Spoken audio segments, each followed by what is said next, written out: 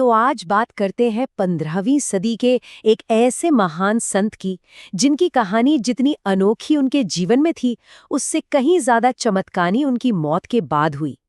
जी हाँ, हम बात कर रहे हैं कबीर दास की, वो संत जो गायब हो गए।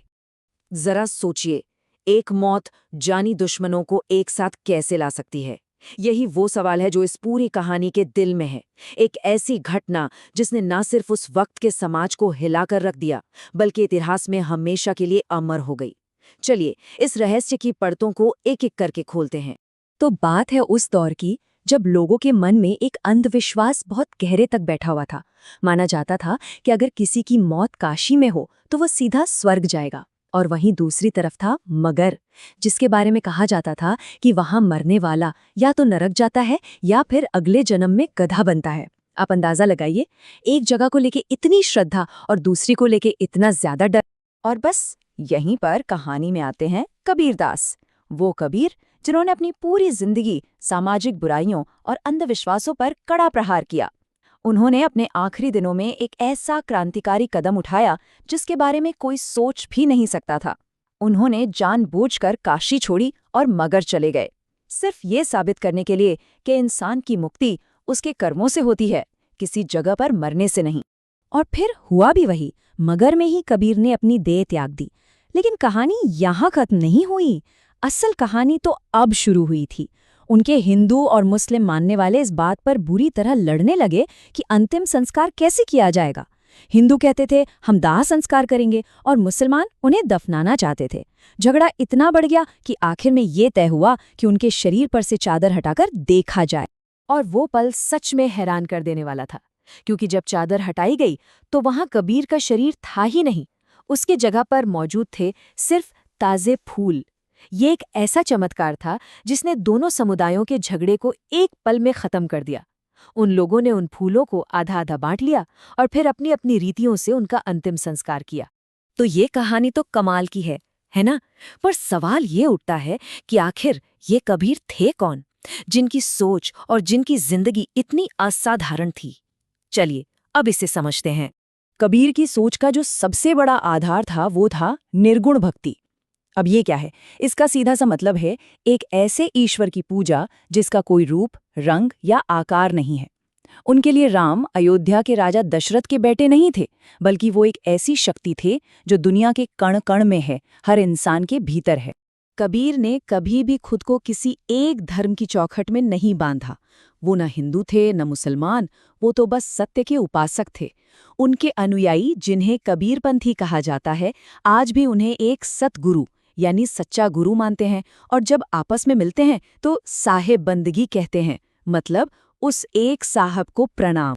कबीर की जो सबसे बड़ी ताकत थी ना, वो थे उनके शब्द, बेबाक, सीधे और इतने असरदार कि वो समाज में फैले पाखंड और भेदभाव पर किसी तीर की तरह लगते थे। और उनका ये एक दोहा उनकी पूरी विचारधारा को, आप कह सकते हैं, एक लाइन में समेट देता है। जाति न पूछो साधु की, पूछ लीजिए ज्ञान। कितना सरल लेकिन कितना गहरा और शक्तिशाली संदेश है ये।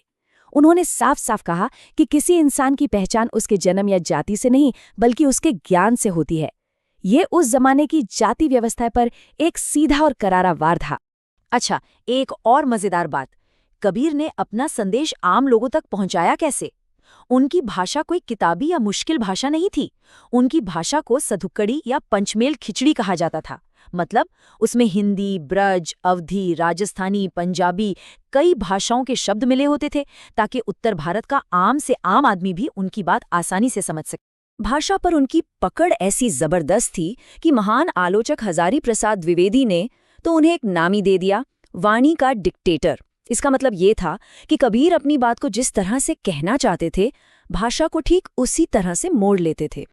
कबीर तो इस दुनिया से चले गए, लेकिन उनके विचार वो आज भी जिंदा हैं।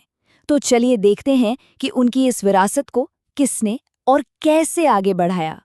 कबीर का असर धर्म की सरहदों से कितना परे था, इसका अंदाजा बस इस एक बात से लग सकता है। सिखों का जो सबसे पवित्र ग्रंथ है, गुरु ग्रंथ साहिब, उसमें कबीर के 500 से भी ज्यादा पद शामिल हैं। सोचिए, 500 से भी ज्यादा।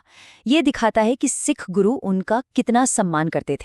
कबीर पंथ को मानने वालों का जो सबसे मुख्य और पवित्र ग्रंथ है वो है बीजक। ऐसा माना जाता है कि इसे कबीर के सबसे खास शिष्य धर्मदास ने उनकी कही बातों और दोहों को इकट्ठा करके तैयार किया था। आज भी कबीर पंथियों के लिए यही सबसे बड़ा मार्गदर्शक है। आज के समय में देखें तो कबीर पंथ की मुख्य रूप से 2 प्रमुख शाखाएं या गद्दियां हैं। पहली है वाराणसी में कबीर चौरा, जिसके बारे में माना जाता है कि कबीर ने अपनी जिंदगी का ज्यादातर हिस्सा यहीं बिताया, और दूसरी है छत्तीसगढ़ के दामाखेड़ा में, जहां कबीर पंथियों की एक बहुत बड़ी तादाद रहती है। चलिए अब फटाफट कुछ ऐसे जरूरी फैक्ट्स पर नजर डालते हैं जो अक्सर एग्जाम्स में पूछे जाते हैं या बस अपनी जानकारी के लिए पता होने चाहिए। 2 नाम हैं जो कबीर के साथ हमेशा जोड़े जाते हैं और इन्हें याद रखना बहुत जरूरी है। पहले उनके गुरु संत रामानंद और दूसरे उनके समय के शासक दिल्ली का सुल्तान सिकंदर लोधी। और हाँ, सिकंदर लोधी से जुड़ा एक बहुत मशहूर किस्सा भी है। कहते हैं कि कबीर के बढ़ती लोकप्रियता और उनके क्रांतिकारी विचारों से घबराकर सुल्तान ने उन्हें जंजीरों में बांधकर गंगा में डुबोने की कोशिश की थी, लेकिन वो बच गए। ये किस्सा दिखाता है कि उस समय की सत्ता के लिए उनके विचार कितने बड़े खतरे की तरह थे। तो इस पूरी बातचीत का सार ये है कि कबीर ने अपने समय के मगर को, यानी उस दौर के सबसे बड़े अंधविश्वास और डर को सीधी चुनौती दी।